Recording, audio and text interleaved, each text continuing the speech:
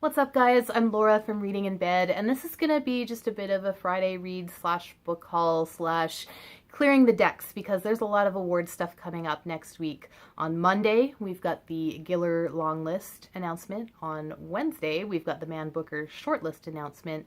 And this past week, a brand new award was announced. The award's not new, but the category is. There's now a National Book Award, which is the American big, annual awards.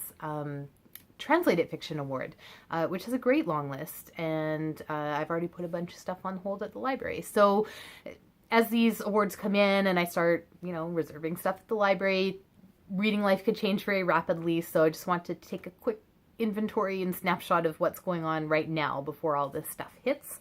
So as far as what I'm currently reading, I am doing a read-along for The Lost Estate.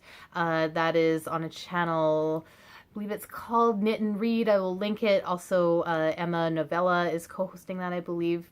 Haven't been participating much in the discussion, but I need to because I have a lot of questions. I'm finding this book a bit of a slog and a bit confusing.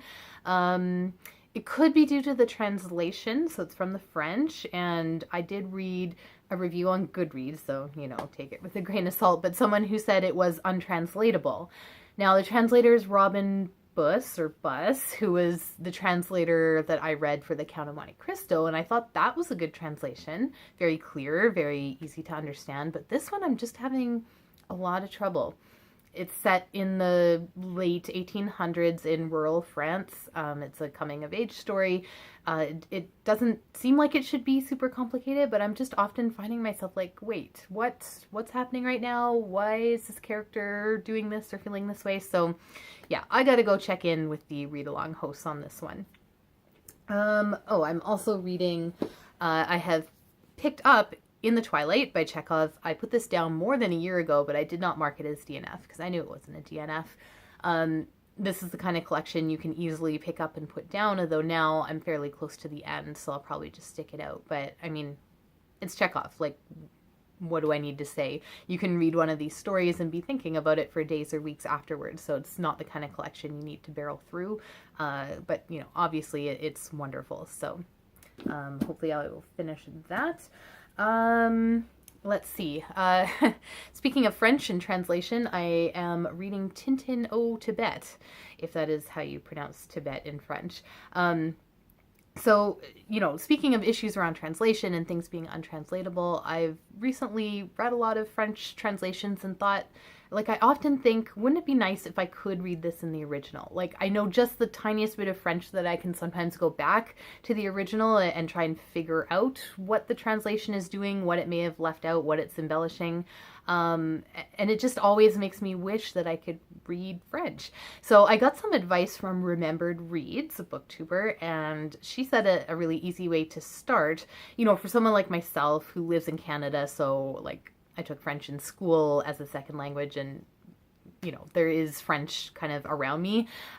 She said, try Duolingo, that's the language learning app, and try just reading some graphic novels or band désignés. Again, apologies for pronunciation. So I chose Tintin because, well, they're everywhere and they're so familiar. I used to watch Tintin before school, even in junior high and high school probably. And this episode in particular, I've seen hundreds of times probably. So I thought, oh, well, this will be an easy way to start.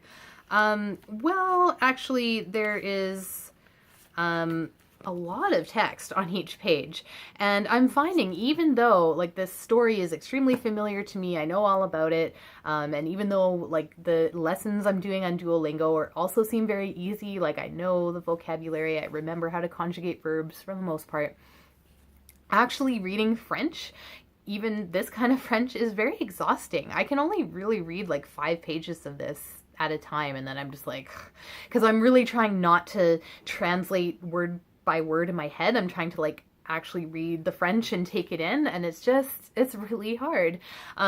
So I'm sort of reconsidering what I want to do, how far I want to take this goal. I think if I really want to do it, I have to take it a bit farther at some point, right? To immerse myself a little more. Luckily, in Edmonton, there's a really big bilingual and francophone population, there's opportunities for me to do that. So I'm just sort of considering, if any of you have learned a second language or like specifically tried so that you could read stuff in the original language, I would love to hear about your experience, especially if you're older. I think the older you get, the tougher this is, right? And then, oh, well, on my Kindle, of course, I'm still reading Brewster's Millions. That is a read-along that's being hosted by Steve Donahue. Although the conversation's kind of dried out a bit, I think it's such a plot-driven book. There's not always that much to say. I mean, it's enjoyable, but yeah, I don't know. I'm a bit, like, everything else I'm reading is a bit more interesting to me right now. And then finally, getting into a bit of poetry because I'm behind on my Goodreads challenge. So I read This Will Be Good by Mallory Tater, finished this last night, and just read the very first poem in 1996 by Sara Peters. This one was good. I didn't like it as much as Whereas, which was the last poetry collection I read. This is very personal and confessional, whereas the collection is very personal as well, but the poet is able to sort of like zoom out and zoom in, like relate some things to very personal experiences, but also like zoom out and look at things from a wider perspective or different perspectives. And that tends to be what I prefer for poetry, when it's all just like very personal experience, confessional. Sometimes that gets to be a bit much, a bit one note. That said, there were several poems in here that were really, really affected me. So it was pretty good. And I've heard really good things about this one. So that is what I'm currently reading. And I just have 2 books to show you that I have kind of brought in recently. So the first one is In Our Mad and Furious City. This is a Man Booker long lister. I should really get to this on the weekend because, like I said, the shortlist is announced on Wednesday. I'm notorious for buying books that are on long lists, not getting to them, shortlist is announced and they're not on it, and then totally lose all interest. So I should get to this soon, like this weekend, if I can. It's not all that long, so, if I try, I probably can. And then I got this, The Library We That Are Young by Preti Taneja. This is not that big of a book. It's not even 500 pages, but it is big. Like, physically, it is very large and very heavy. I have carpal tunnel. This, cover image, that's going to be me when my wrist is, like, killing me after reading this book. So we'll see. Like, just the physical dimensions of this book might prevent me from reading it, even though it sounds really good.